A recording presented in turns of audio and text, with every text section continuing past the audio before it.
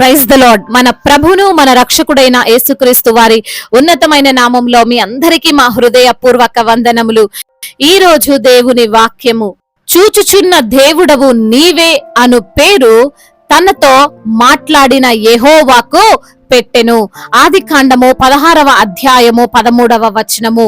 She gave this name to the Lord who spoke to her, you are the God who sees me. Genesis chapter 16 verse 13. ఈ రోజుకు గాను సర్వశక్తి కలిగిన దేవుడు మనకు అనుగ్రహించిన వాక్య భాగమును బట్టి ధ్యానించుకుందాము. ప్రభునందు ప్రియమైన సహోదరి సహోదరులారా, మనల్ని ఈ లోకంలో చాలా మంది చూస్తూ ఉంటారు, కానీ వారు చూసే విధానం వేరువేరుగా ఉంటుంది. ధనం ఉన్నప్పుడు ఒకలా ఉంటుంది, మంచి బట్టలు ధరించినప్పుడు ఒకలా ఉంటుంది, మనము నివసిస్తున్న ఇంటిని చూసినప్పుడు ఒకలా ఉంటుంది, మన పిల్లల ఎదుగుదలను చూసినప్పుడు, మన కులం చూసినప్పుడు, మన మతం చూసినప్పుడు, ఇలా రకరకాలుగా మనుషులు మనల్ని అర్థం చేసుకునే విధానం, మనల్ని చూసే విధానం ఉంటుంది. అయితే దేవుడు మనల్ని చూసే విధానం మాత్రం పూర్తిగా వ్యతిరేకమైనది. మనల్ని ఆయన ఈ లోక మనుషుల వలె చూసినట్లు చూడడు. ఈ రోజున ఈ మాటలు వింటున్న ప్రియమైన సహోదరి సహోదరుడా, నీవు బహుశా చిన్న చూపు చూడబడుతున్నావేమో. నీకున్న ఉద్యోగాన్ని బట్టి, నీవు చేస్తున్న వ్యాపారాన్ని బట్టి, నీ సామాజిక వర్గాన్ని బట్టి, నీకున్న శరీరమును బట్టి, నీవు చదివిన చదువును బట్టి, ఇలా మనుషుల వలన నీవు తక్కువగా చూడబడుతూ నిందింపబడుతున్నావేమో. నీ పైరూపాన్ని చూస్తున్న ప్రజలు నీ హృదయ అంతరంగాన్ని, నీ బాధను, నీ బలహీనతను, నువ్వు పడుతున్న వేదనను చూడలేక నిన్ను చీదరించుకుంటున్నారేమో, నిన్ను అవమానపరుస్తున్నారేమో. బాధపడకు. ఈ రోజున ఈ వాక్యము ద్వారా దేవాతి దేవుడు సెలవిస్తున్నాడు, నేను చూచుచున్న దేవుడను అని. అందరిలా నేను చూడడం లేదు అని ఆయన చెబుతున్నాడు. ఈ యొక్క వాక్య భాగమును మనము గమనిస్తే హాగరు ఈ మాటను పలుకుతున్నట్లుగా మనం చూడవచ్చు. హాగరు గర్భవతిగా ఉందని తెలుసుకున్నటువంటి శారా హాగరును అసహించుకుంది, చిన్న చూపు చూసింది. ఆ రోజు నుండి శ్రమ పెట్టడం ప్రారంభించింది. ఎందుకంటే హాగరు యజమానురాలు కాదు, హాగరు ఒక దాసి. దాసి అనగా ఒక పనివారి కంటే హీనము, కొనుక్కున్నటువంటి ఒక వస్తువు. మనం చూడవచ్చు, ఏదైనా ఆఫీస్ లో చిన్న పని చేసే వారిని ఎంతగా తగ్గించి చూస్తారో. వాడు వీడు అంటూ మాట్లాడతారు. సెక్యూరిటీ గార్డ్ వా, అంట్లు తోమేదానివా, బట్టలు ఉతుకుతావా, క్లీనర్ వా, ఆఫీస్ బాయ్ వా అని వారి ఎడల తమ యొక్క దృష్టి తక్కువగా ఉంటుంది. బాగా డెవలప్ చెందిన దేశాల్లో వారిని కూడా అందరిలా సమానంగా చూస్తారు, గౌరవిస్తారు. అది వేరే విషయం. కానీ ఇక్కడ అలా ఉండదు కదా. ఈ విధంగా ఆలోచిస్తే హాగరు పరిస్థితి మరీ దారుణంగా ఉంటుంది కదా. అలాంటి స్థితిలో నీచంగా, తక్కువగా, ఉపయోగము లేని దానిగా చూడబడిన హాగర్ను దేవుడు చూశాడు. ఎలా చూశాడు? అందరిలా చూడలేదు, నీచంగా చూడలేదు, ఒక దాసిగా చూడలేదు. మరి ఎలా చూశాడు అంటే ప్రేమగా చూశాడు, జాలితో చూశాడు, తాను సృజించిన తన బిడ్డగా చూశాడు, ఒక కన్న తండ్రిగా చూశాడు. అందుకే అంటున్నాడు, ఈ అరణ్యంలో ఉండొద్దు, తిరిగి నీ యజమానురాలు ఇంటికి వెళ్ళు. ఇక్కడ నీకు క్షేమం లేదు, అక్కడ మాత్రమే నీకు క్షేమం అని అంటున్నాడు. తనకు పుట్టబోవు బిడ్డను ఆశీర్వదిస్తాను అని మాట్లాడాడు. ఆలోచించండి, హాగరు ఆ అరణ్యములో షూరు మార్గములో ఒంటరిగా కన్నీరు విడుస్తూ నీటి బుగ్గ దగ్గర ఉంది. ఆమె అనుకుంది, నా కన్నీరు ఎవరు చూడడం లేదు, నా బాధ ఎవరు చూడడం లేదు, పైగా నేను ఈ అరణ్యంలో ఉన్నాను, ఏ మనుష్యుడు చూడగలడు అని బాధపడింది. నాకంటూ ఈ లోకంలో ఎవ్వరూ లేరు అని ఫీల్ అయింది. కానీ దేవుడు చూశాడు, ఆయన ఆమెను కనుగొన్నాడు, నేను ఉన్నాను అని ధైర్యాన్ని ఇచ్చాడు. ఈ రోజున ఈ మాటలు వింటున్న ప్రియమైన సహోదరి సహోదరుడా, దేవుడు నీతో కూడా చెబుతున్నాడు, నేను నిన్ను చూస్తున్నానని. ఎలా చూస్తున్నాడు? అందరిలో ఆయన చూడడం లేదు, మనుషులు చూసినట్లు దేవుడు నిన్ను చూడడం లేదు. నీ వృత్తిని బట్టి, నీ గత జీవితం జీవితాన్ని బట్టి, నీ కుటుంబాన్ని బట్టి ఆయన నిన్ను చూడడం లేదు. ఆయన నిన్ను తన బిడ్డగా చూస్తున్నాడు. ఆయన నిన్ను జాలిగా చూస్తున్నాడు. నీ కన్నీరు చూస్తున్నాడు. నీ హృదయంలోని వేదన ఆయన చూస్తున్నాడు. కాబట్టి భయపడకు, దిగులు చెందకు, కన్నీరు కార్చి కృంగిపోకు. నీవు ఎక్కడున్నా, ఏ ప్రాంతంలో ఉన్నా, ఎటువంటి బంధకాల మధ్య ఉన్నా, ఎంత భయంకరమైన స్థలంలో నువ్వు ఉన్నా సరే నిన్ను దేవుడు చూస్తున్నాడు. నిన్నుగా చూస్తున్న దేవుడు ఉన్నాడు.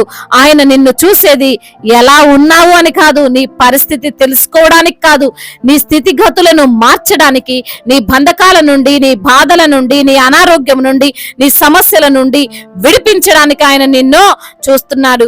కాబట్టి ఎల్ రోయి అయినటువంటి దేవుడు నీకు తోడుగా ఉన్నాడు అని గ్రహించి విశ్వాసముతో ధైర్యముగా జీవించు.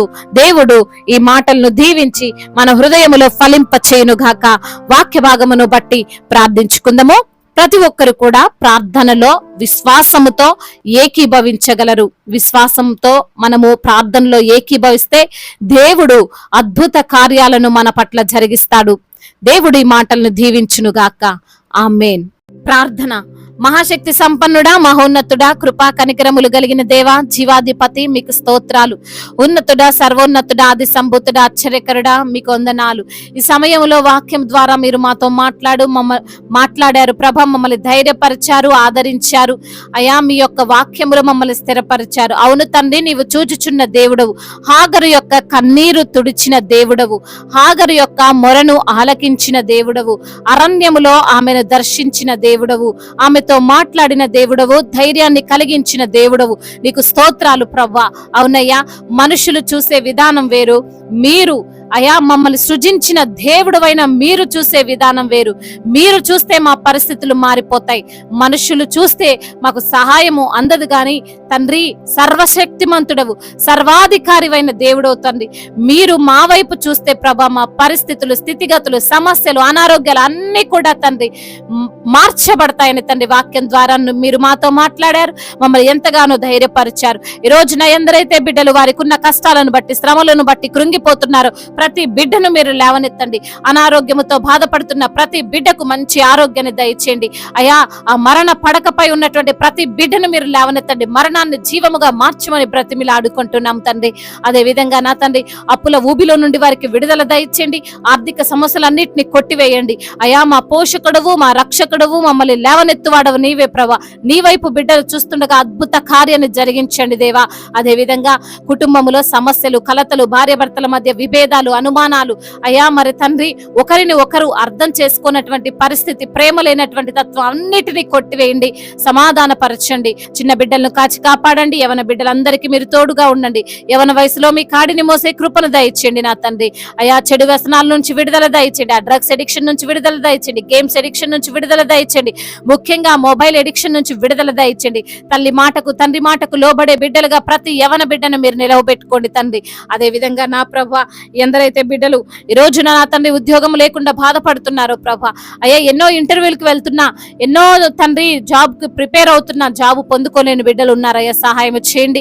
ప్రమోషన్ విషయంలో కృప చూపించండి. ట్రాన్స్ఫర్ విషయంలో వారు అనుకున్న ప్రాంతానికి వారు ట్రాన్స్ఫర్ అవునట్లు సహాయం చేయండి అయ్యా. ఈ రోజున ఎందరైతే బిడ్డలు ప్రయాణాల్లో ఉన్నారో ప్రతి బిడ్డకు మీరు తోడై ఉండండి. వారి ప్రయాణం అంతటి సుఖముగా, క్షేమముగా ఉండునట్లుగా కృప చూపించండి తండ్రి.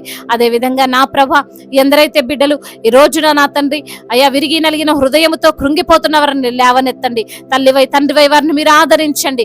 అనాథలను ఆదరించు వాడవు, అభాగ్యులను ఆదుకుని వాడవు, తల్లిదండ్రి లేని వారి పక్షముగా వాద్యమాడే దేవుడు తండ్రి. మీకు వందనాలయ్యా. ప్రతి బిడ్డను ఆదుకోండి అయ్యా. కోర్టు సమస్యల నుంచి విడుదల దయచండి. భూతగాథ సమస్యలన్నిటి నుంచి కూడా విడుదల దయచండి. వారి పక్షముగా మీరుండి న్యాయమును తీర్చండి ప్రభా. అదే విధంగా బిజినెస్ చేస్తున్న వారిని దీవించండి. చేతి పని చేసుకున్న వారిని దీవించండి. కూలి పని చేస్తున్న వారిని ఆశీర్వదించండి. నిశ్చయముగా నీ చేతుల కష్టార్జితం నీవు అనుభవించదవన్న వాగ్దానము వారి జీవితంలో మీరు నెరవేర్చండి నా తండ్రి అయ్యా. అదే విధంగా నా ప్రభా, దేశాన్ని మీరు కాచి కాపాడండి. అధికారులకు మీరు తోడుగా ఉండండి. సమయోచితమైన జ్ఞానాన్ని మీరు వారికి అనుగ్రహించండి ప్రభా. మరి తండ్రి, దైవ జనులందరినీ తండ్రి మీరు కాచి కాపాడండి. వారి యొక్క పరిచర్యను దీవించండి. వారు భారముతో పనిచేస్తుండగా తగిన ప్రతిఫలాన్ని వారికి మీరు అనుగ్రహించమని వేడుకుంటున్నాం. సువార్థికులను బలపరచండి. మిషనరీస్ ని దీవించండి ప్రభా.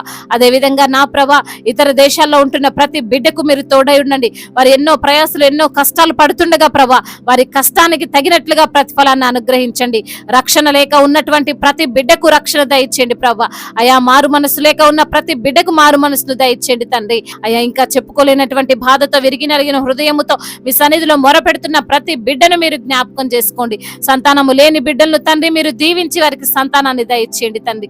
గర్భిణీ స్త్రీలను జ్ఞాపకం చేసుకోండి. కావాల్సిన బ్లడ్ ను మీరు సమకూర్చండి. అయా ఇప్పుడే పుట్టిన చంటి బిడ్డలను కూడా మీరు జ్ఞాపకం చేసుకోండి. వారికి మంచి ఆరోగ్యాన్ని మీరు దయచేయమని వేడుకుంటున్నాము తండ్రి. తండ్రి ఇంతవరకు చేసిన ప్రార్థన అంతటిని మీ పాద సన్నిధిన చేర్చుకోమని మానాథుడు సర్వశక్తిమంతుడు బలవంతుడైన యేసుక్రీస్తు వారి ఉన్నతమైన నామములో ఈ ప్రార్థనను అడిగి వేడుకొని పొందుకొని ఉన్నాము మా ప్రియ పరలోకపు తండ్రి. ఈ రోజు పెళ్లి రోజు మరియు పుట్టినరోజు జరుపుకున్న వారందరినీ దేవుడు దీవించి సకల మేలులతో ఆశీర్వాదములతో కృపాక్షేమములతో శాంతి సమాధానముతో దేవుడు మిమ్మల్ని నింపునుగాక. మీ యొక్క ప్రార్థన అవసరతలను మాకు తెలియజేయగలరు. మీ కొరకు మేము తప్పక ప్రార్థిస్తాము. మొదటిసారిగా మన యొక్క ఆదరణ వాక్యం చూస్తున్నట్లయితే తప్పకుండా సబ్స్క్రైబ్ చేసుకోగలరు. ఈ వాక్యం మీకు ఆశీర్వాదకరంగా ఉండినట్లయితే అనేకులకు కూడా ఈ వాక్యాన్ని పంపి మీరు కూడా దేవుని యొక్క రాజ్య సువార్తలో పాలిభాగస్తులు కావాలని దేవుని పేరట మనవి చేసుకుంటున్నాను. May God bless you all. దేవుడు మిమ్మల్ని దీవించి బలపరిచే స్థిరపరచునుగాక.